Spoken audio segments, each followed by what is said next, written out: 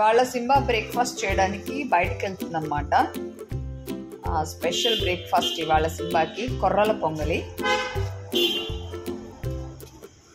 మేము కొర్రల పొంగలి దగ్గరికి వచ్చేసాం, ఆరోగ్య ఇడ్లీ దగ్గర. సింబా వెయిట్ చేస్తుంది బండి మీద, లోపలికి వెళ్తున్నాం.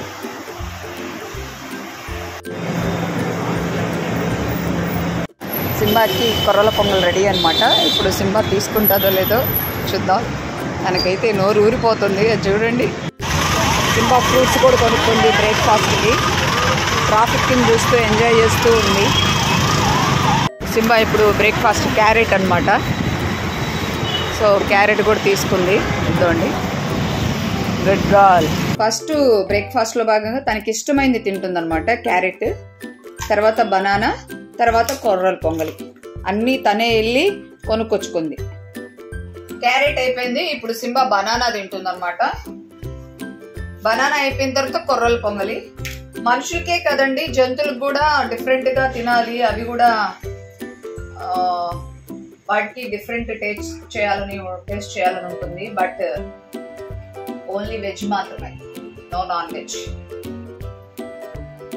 ఫైనల్ గా తన టార్గెట్ కంప్లీట్ చేసింది. 3 బనానాస్ అయిపోయాయి. ఇప్పుడు కొర్రల పొంగలి తినాలన్నమాట.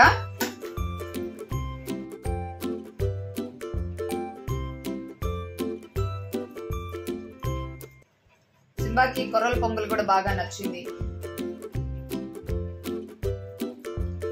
సింబా ఎక్కడ పడితే అక్కడ తిందు, ఆరోగ్యలోనే తెచ్చుకుంది. ఆరోగ్య ఇడ్లీ. ఆరోగ్య ఇడ్లీలో అన్ని బాగుంటాయి అన్నమాట.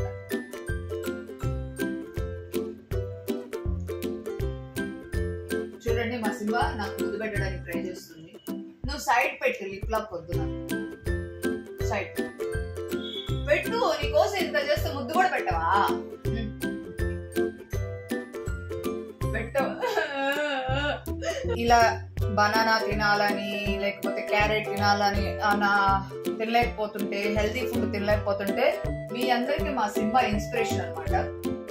ఇది ఫైనల్ టచ్ అనమాట. తినేసిన తర్వాత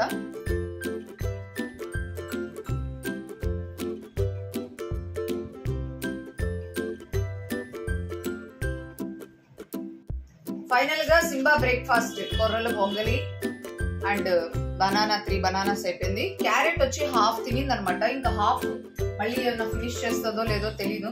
అంటే డైలీ తను క్యారెట్ తింటూనే ఉంటుంది. ఇది ఎప్పటి లోపలైనా ఫినిష్ చేయొచ్చు. వాటర్ తాగము.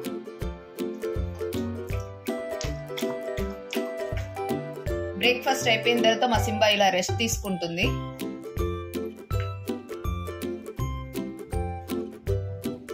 ఈ క్యారెట్ కొంచెం ఫినిష్ చేయకూడదా? ఇంకేమన్నా పని ఉందా నీకు? సరే, ఖాళీ దొరికినప్పుడు ఫినిష్ చేసేసాను.